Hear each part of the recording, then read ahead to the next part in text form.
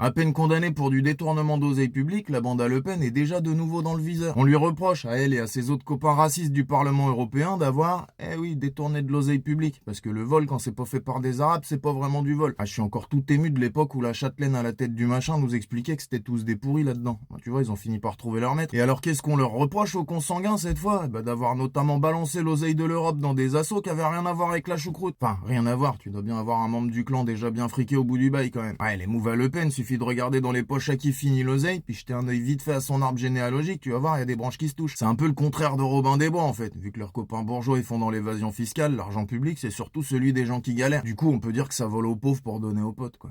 Ouais, un peu comme n'importe quel bourgeois, effectivement. D'ailleurs, ça se vérifie pas mal parce que le deuxième truc qui leur est reproché, c'est d'avoir allègrement arrosé les entreprises de la Good Connection. Qu'est-ce que c'est que cette merde? C'est justement les boîtes que les copains de fac de Le Pen ont montées quand ils se sont rendus compte que l'Europe c'était une manne financière de barjots. Et dans cette nouvelle histoire, on se rend compte que les machins, ils arrivent carrément à gagner des appels d'offres sans même avoir à participer. Tu sais, normalement, tu commences par faire une mamaille avec 3 devis, puis finalement, tu fous l'oseille dans la poche des copains quand même. Mais là, ils se sont même pas emmerdés avec cette étape. Ils ont réussi à signer avec une boîte pour imprimer des merdes, mais dont on s'est rendu compte qu'en fait, elle avait même pas le matos pour imprimer à ce moment-là. Donc en fait, elle a pris l'oseille de la facture surgonflée, puis après elle a fait sous-traiter ça à une autre boîte qui, elle, avait le matos, mais qui appartenait aussi aux copains. Bah oui, mais s'il y a moyen d'arroser tout le monde, pourquoi s'en priver? Alors du coup, pour pas trop dire de conneries là-dessus, ils ont fait savoir à Jordan que ça serait peut-être pas plus mal qu'il ferme un peu sa gueule. Parce que même si son électorat est pas franchement exigeant, après ça finit quand même par se voir qui sait pas ce qu'il fout là. Mais de toute façon, la défense, on la connaît, hein. Ils vont expliquer qu'ils sont victimes de chasse aux sorcières, que c'est l'Europe qui veut les faire tomber, ou que tout ça, de toute façon, c'est contrôlé par les juifs.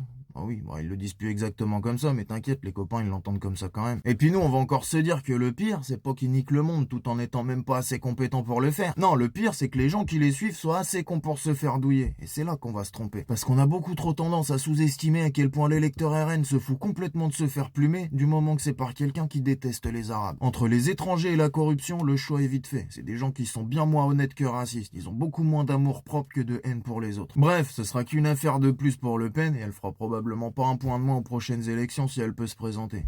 Du coup, je vois pas bien pourquoi elle se priverait.